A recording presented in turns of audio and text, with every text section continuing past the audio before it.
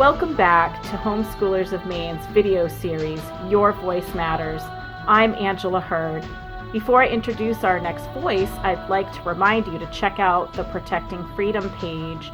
On there, you'll find resources for the whole family, including an in-depth literature study, an interactive unit study, news resources, preparing for challenging times ahead, and more. Also, get your homeschooler involved by submitting works of art, poetry, music, other writings, all about protecting freedom right there on that page. And get ready, we'll be honoring our veterans soon. Our next voice is Will Estrada, president of ParentalRights.org and the Parental Rights Foundation. He brings a wealth of experience protecting parental rights through his time at Homeschool Legal Defense Association and the Office of Civil Rights through the U.S. Department of Health and Human Services. He's a member of the California Bar, the District of Columbia Bar, and the U.S. Supreme Court Bar. He and his wife are homeschooling their 2 sons, just as he was homeschooled. Be encouraged as you listen to Will speak to us about what freedom is, where it comes from, the government's role in protecting that freedom, and why protecting family freedom and parental rights is of utmost importance.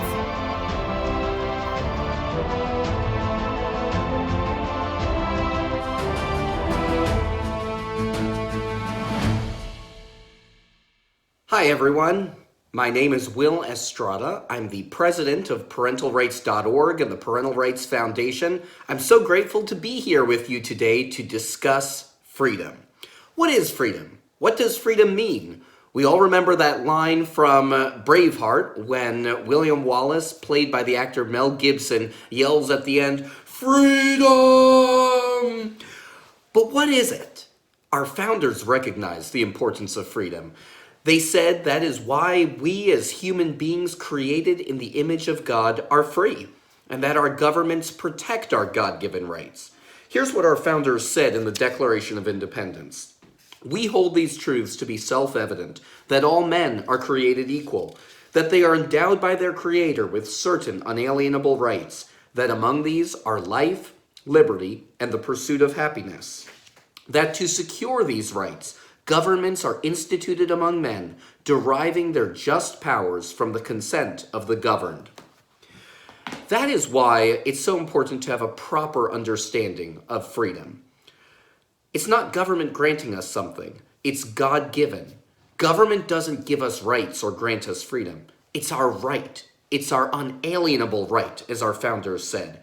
Government merely exists to protect our God-given inalienable rights, our freedom, to protect our freedom. Now, there are several levels of freedom. There's spiritual freedom.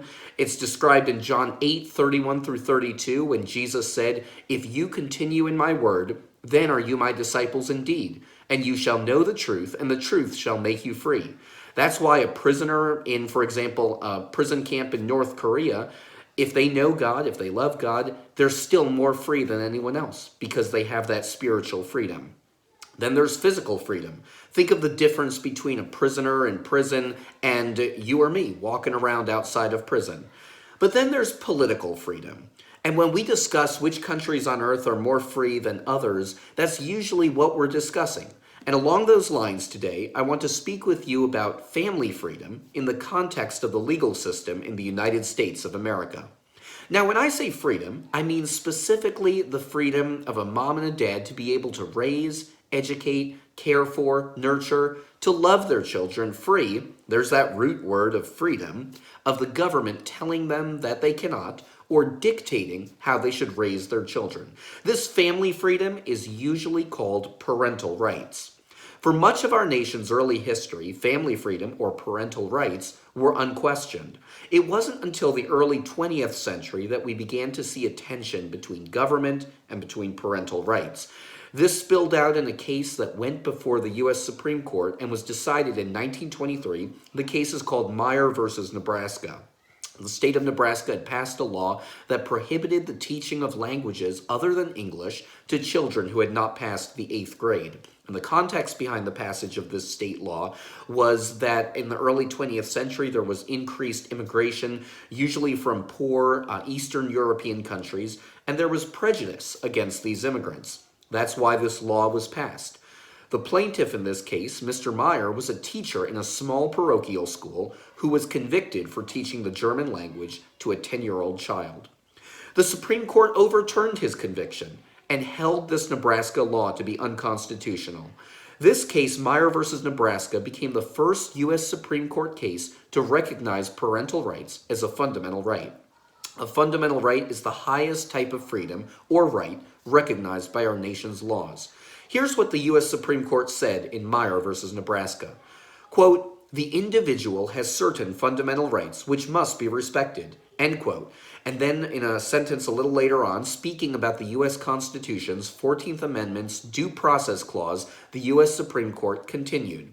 Quote, "Without doubt, it denotes not merely freedom from bodily restraint, but also the right of the individual to contract, to engage in any of the common occupations of life, to acquire useful knowledge, to marry, establish a home, and bring up children, to worship God according to the dictates of his own conscience, and generally to enjoy those privileges long recognized at common law as essential to the orderly pursuit of happiness by free men." End quote.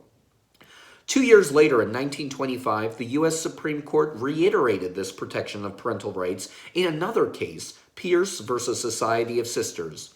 This was a case arising because the state of Oregon had passed a law that required all children to attend public schools.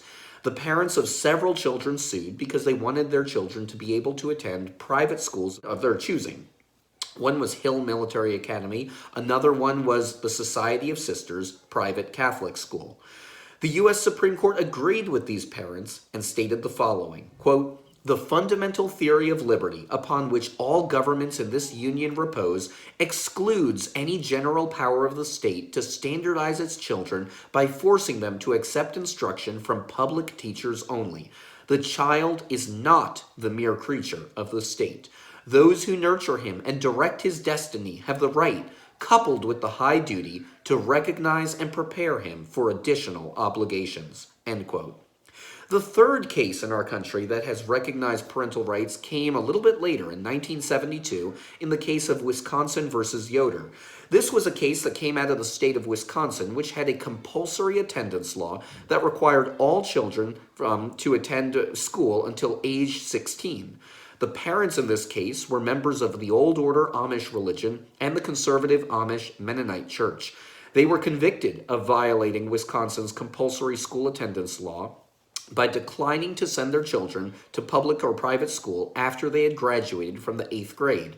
You see, these parents wished to provide continuing informal vocational education to their children in order to prepare them for life in their rural community. The U.S. Supreme Court agreed with the parents, overturned their conviction under this compulsory attendance statute in the state of Wisconsin, and said the following, quote, "This case involves the fundamental interest of parents, as contrasted with that of the state, to guide the religious future and education of their children. The history and culture of Western civilization reflect a strong tradition of parental concern for the nurture and upbringing of their children. This primary role of the parents in the upbringing of their children is now established beyond debate as an enduring American tradition." End quote. Finally, and most recently, in 2000, the U.S. Supreme Court held in the case of Troxel versus Granville, a case dealing with grandparent visitation issues, the following, quote, "The liberty interest at issue in this case, the interest of parents in the care, custody, and control of their children, is perhaps the oldest of the fundamental liberty interests recognized by this court." The U.S. Supreme Court then spent several paragraphs discussing all of these Supreme Court precedent and court decisions regarding parental rights, and then said the following, quote, "In light of this extensive precedent, it cannot now be doubted that the Due Process Clause of the 14th Amendment protects the fundamental right of parents to make decisions concerning the care, custody, and control of their children." End quote. My friends, parental rights and family freedom has been protected by the U.S. Supreme Court. It's been protected in most cases in state Supreme Courts. We continue to work to enshrine this into state law to better protect parental rights. We must always remain vigilant to threats to our freedoms. Because here's why this particular freedom, parental rights, family freedom, is so important. Without the ability of parents to be able to inculcate their children with the values and beliefs that they hold dear, we will eventually lose all other freedoms. The freedom that we have as parents to inculcate these morals and responsibility is literally what's going to keep freedom free. Our President Ronald Reagan, from a few years back, said it best when he said, "Freedom is never more than one generation away from extinction." We didn't pass it on to our children in the bloodstream. It must be fought for, protected, and handed on to them to do the same. Or else one day we will spend our sunset years telling our children and our children's children what it was once like to live in the United States where men were free. That's the quote that President Reagan said about 40 years ago, and it rings true today. So what you are doing, moms and dads, grandparents, friends, family members, other people who are helping to protect this right of parents to direct the education, upbringing, and care of their children, what you are doing is so critical. You are literally preserving freedom for a generation not yet born. Thank you.